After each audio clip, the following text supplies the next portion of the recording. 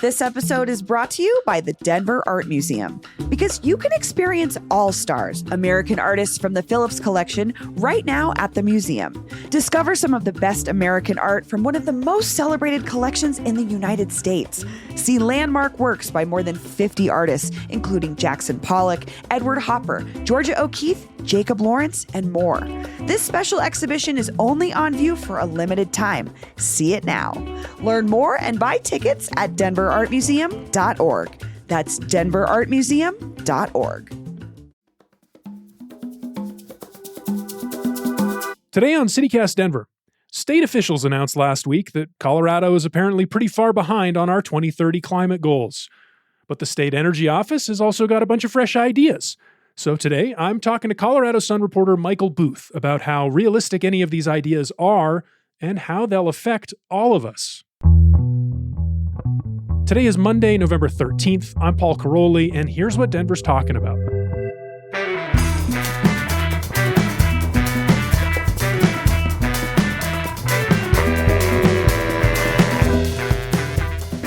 Michael Booth, welcome back to CityCast Denver. Thanks for having me on. We always appreciate it. So last week, you reported that the Rocky Mountain Institute has published a new analysis showing that Colorado is set to miss its 2030 emission reduction goals by nearly 12 million tons of carbon dioxide per year. My first question is that a lot? It's a lot. It's a lot when you look at the millions of tons that we're talking about with carbon, and we could get into that in more detail about what percentage we're talking about. The state would like to say that the study that they commissioned, the right way to look at it, or their way to look at it, is that the glass is 85% full toward their goals. And just reminding people what goals it is that we're talking about. The state decided to put into statute its targets for reducing greenhouse gas emissions. And they set these targets that are coming up on us pretty quick, all now with the target of reaching net zero, meaning Colorado's economy overall is not putting that new carbon into the air by 2050. Wow. The results that came out from the RMI study, and RMI, of course, is a nonprofit that is very experienced in analyzing energy use.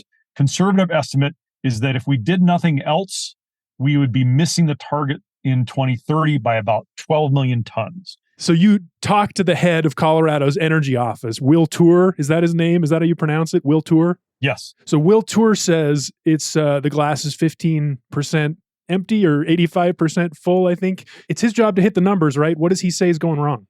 He's saying that it's not that we're wrong. It's that there are policies in place and a conservative estimate is not accounting for some of them, and they should get us closer to that target by then. But then he's also saying, yes, acknowledging that there is more that needs to be done. They also added a list of things that we need to do over the next few years to get to that 100%. Yeah, let's talk about them. Let's get into transit. How about transit? Transit's a big one. What are the state's best ideas on transit? They want to expand the free fare program that has been going on the last couple of years. So RTD, for example, had free fares for everybody in July and August of this past year. And that is paid for in part by state money. RTD loses some money. State backfills some of that. State offered the same program for rapid transit systems around the state. And some of them did that. Some of them had very good responses from people with an increased ridership in those months. They want to talk about more front range rail is something that they hope will be in place over the next few years. Although that will cost billions and millions of dollars, nobody knows where that money's going to come from yet. Yeah, and no one knows quite who's going to ride that rail either, is my understanding. Is that your understanding too? Yeah, I think there's a lot more proving to be done, which is why they don't talk about it that much. We don't hear about it in between because they're still doing research. We don't know the front range rail, to remind people, go all the way from Pueblo up through Denver, Colorado Springs first, then Denver, then take a left, head toward Boulder, Longmont, then end up in Fort Collins. Nobody knows yet how many people are really interested in riding front range rail from, say, Pueblo to Denver every day. It's probably a pretty small number. There are a lot of people who want to go from Denver to Boulder and Boulder to Denver, and people are upset that RTD doesn't currently do that. Mm-hmm. But how you get those numbers back is tough. But that's one of our best ideas right now, is what it sounds like. That's what the state's excited about, is the front range passenger rail. The zero fare for better air thing, that has clearly been a priority for them. Everybody seems very excited about that. I keep talking on the show about this. I still have not seen any data to show a corresponding decrease in car driving with all of the increases in transit use during those months. Michael, have you seen that data? I have not seen that they have proven it takes a real dent out of all the carbon emissions from driving. And that last year, we wrote a story about where the big gap is in that 12 million tons by 2030. The most stubborn area for them to cut in greenhouse gases and carbon emissions has been transportation. Really? Partly because we proposed something that's specific on changing people's driving habits. People really resist it, and business definitely resists it. How big of a chunk? Give me a sense of the scale. Well, in the transportation alone, we were missing the mark by about 10 million tons. Oh, so that's like most of it. That is a lot of it. And yes, it's stubborn. Electric power, which is where a lot of the emissions come from, they've been able to cut that by quite a bit. And they are doing a good job. They're getting to the targets they need on that. They're not hitting it so much in oil and gas, not hitting so much in transportation and other sectors of the economy. So very connected to transit is housing. And that's Governor Jared Polis's whole argument when he was pitching his big urban densification plan back at the legislative session last year. He said, climate policy is housing policy is climate policy, transportation policy. I don't remember which was exactly which. Let me be clear. Housing policy is climate policy. Housing policy is transportation policy. Housing policy is economic policy. Housing policy is water policy. And housing policy is public health and equity policy. So that still seems to be a big part of this plan, is this densification. What do you expect the impact is there? Like, if he's successful with this densification, do you have a sense of how big of a chunk that would take out of these goals? They are counting on it. They call it land use planning overall because they're talking about housing, but they're also talking about clustering people's offices, people's schools, everything they need to do in retail all around transit, that people would get out of their cars and use transit, use bicycles, use walking. And so a lot of the plan to hit their targets requires land use planning by CDOT, by local agencies, and by local governments. And so you can project that into the future, but it's very difficult to get done. Yeah. As you mentioned, Polis tried to do this last year with a lot of things targeted at creating more affordable housing. Most of it was rejected by the legislature, in part because local governments object. They don't like being told what to do with land use planning. And land use planning also takes 20, 30 years to actually have an impact because the arc of development is a long arc. And so it's very hard to build those projections into anything in the near term by 2025 or even 2030. That's so interesting because it sounds like this housing reform might have an effect on the 2050 goals, whether or not we can get to net zero, like you said, but not at all in the short term. And, as a politician for Jared Polis, I got to imagine that might mean it's less of a priority. I don't know. How do you feel like climate plays into the politics?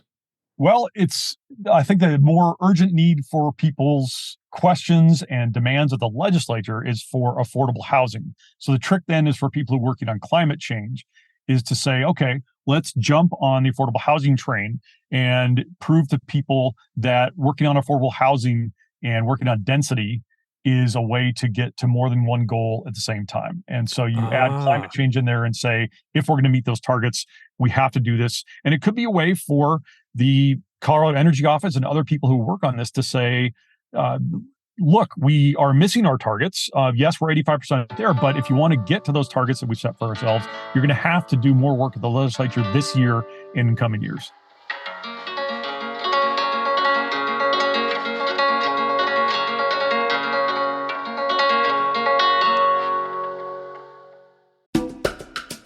This episode is brought to you by Denver Botanic Gardens. Because Blossoms of Light is coming up. The annual holiday light show at the Garden opens this Friday, November 17th, and runs through January 1st. Don't miss the ever-changing display of light and color with a massive animated tunnel of lights, illuminated water features, and lightscapes synchronized to music, plus holiday treats and warm drinks for purchase. This show is illuminated 100% with LED lights because Blossoms of Light aligns with the garden's core value of sustainability. CNN ranked Blossoms of Light as one of the top places to see lights in the country. Honestly, they're underselling the treats part of it here. Their hot cocoa is good. They always have good snacks in their little snack restaurant. It's kind of the part I look forward to the most. Tickets are on sale now, so get yours today at botanicgardens.org. That's botanicgardens.org. I want to talk about a really, really big picture question with you, because I think you've been reporting on this a long time.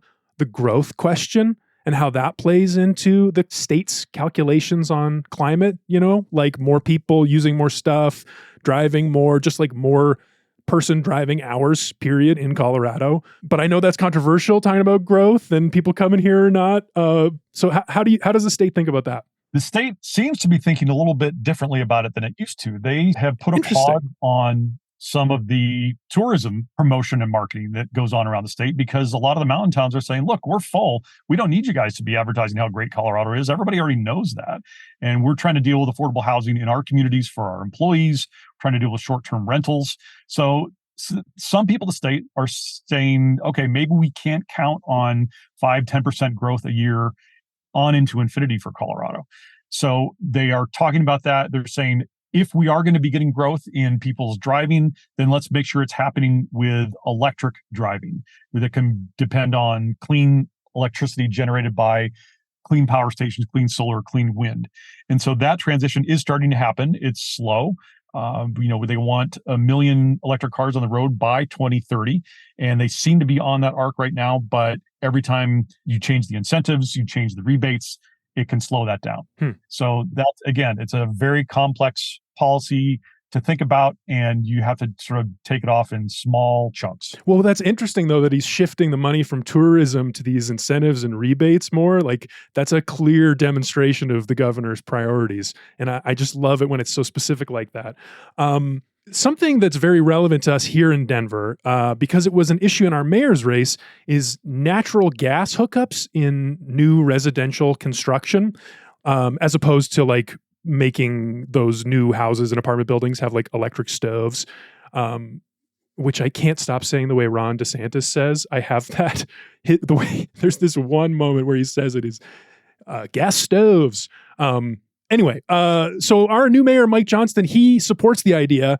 His opponent opposed it. We voted for Johnston, though. You say now that the Energy Office does not like this idea of banning natural gas hookups. What's the situation here? Well, they want and have a lot of incentives in place for new homes and existing homes to transition to cleaner electric appliances of all kinds. That means for your furnace, if it's currently with natural gas, they would like you to transition when you need to replace it to a clean electric heat pump, for example. They would like you to change out your gas stove for an electric stove, and all the kinds of new models that they have available in that. So then we asked Wiltor, if you all are counting on that kind of transition to get to your climate goals, are you willing to have a complete ban in new construction on natural gas hookups? Some communities in Arvada and other places have asked for that and said, look, if you're going to approve new development, why not just stop having natural gas lines come into those places as an option? Right. And I just want to, make it clear to everybody, when we say don't tread on Florida or let us alone, we mean that, including on your gas stoves. You're not taking our gas stoves away from us. That is your choice. And I know many people. And they have said, no, we're not willing to go that far yet. We believe that it's a consumer choice. We're trying to do carrots instead of sticks. So you provide rebates for people, provide lots of incentives for developers to go to electric, but you don't do a ban. And that's kind of the Polis philosophy, right? Overall, in a lot of areas of government, as a sort of semi-libertarian, he has said, we prefer carrots over sticks. We don't like banning things. We don't like having the government be a complete nanny state and telling everybody exactly how they need to run their lives. So that's the tension, and that's not going away anytime soon. It really is classic Polis. I mean, this is his signature move. He's all about carrots. Loves his carrots. Yep. So, Michael, there's probably people listening to this right now who are just livid because we haven't talked about the oil and gas industry at all. It's huge. Big emitter, obviously, also a big economic driver. So I imagine it's always a dance with elected officials who want to limit emissions, but they also know, that's tax money they're saying no to, basically. What's Polis's strategy here? They really want to lean into things that have already been passed by the Air Quality Control Commission and the Oil and Gas Commission, which now has a new name that I can never remember because I haven't made that personal transition yet in my head. But they have passed rules. For example, the biggest one is it's called intensity. So they want oil and gas companies to limit overall their methane emissions from leaks and from the things that naturally happen during production and distribution. And they're saying that we have an intensity standard for each barrel of oil produced. You need to overall start rationing down the emissions that are related to that in production. And that's going to be taking place. Those rules are now happening and being written and being enforced. They're saying that impact has not been seen yet in carbon reduction, and it will be, because methane is a sort of a super driver of carbon emissions. So they believe that there are some new oil and gas limits that need to happen, but they're saying what we really need to do is start enforcing what's in place and making sure that we follow up on that. Yeah, I mean, that sounds like nothing new, basically. They just want to do what they've already done. Well, they're saying it is new because Colorado is a leader on those rules nationwide and how they handle the fracking industry and how they set the rules on that. It's just not as sexy as a new complete set of bans or rules, because you're just enforcing and writing the fine print of rules that have already been passed by commissions. So there are new things that are changing, but it's going to take years for it to show up in the system. How about Suncor? Suncor is the thing that matters to a lot of Denverites, myself included. You know, that's a huge plant, refinery. They make jet fuel, asphalt. You know, how big of a factor is that in the overall state climate picture? You know, just to get a sense of what the cost is. Yeah. So for greenhouse gases, for example, Suncor emits somewhere between 500,000 and 1 million tons of carbon in its production in a year. So out of 120, 130 million tons of carbon overall, it's a significant industrial chunk and puts them in a high category of pollution control. And when you control greenhouse gases at Suncor, you're also controlling other things that are bad for the metro area, including ground level ozone and local pollutants that the neighborhoods have to worry about. There are some people in the environmental movement who would like to see Suncor shut down completely.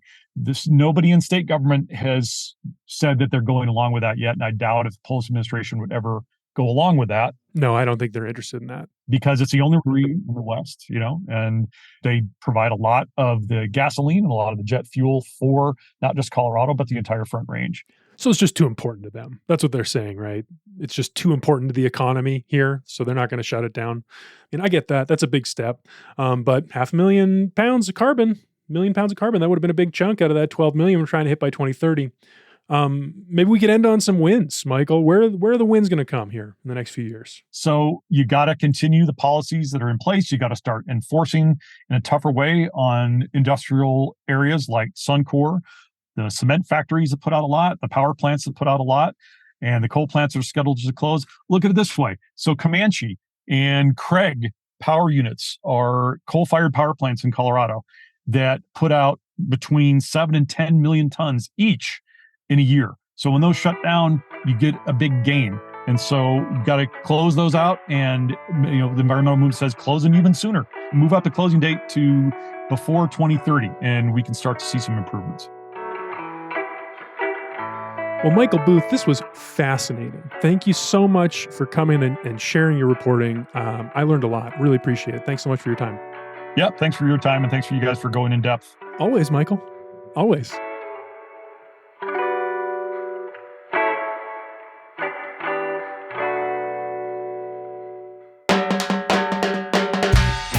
That's all for today here on CityCast Denver. If you enjoyed the show, why not take a minute to tell Colorado Energy Office Director Will Tour about us?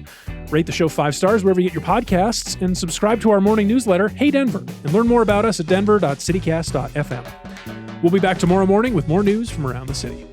See you then.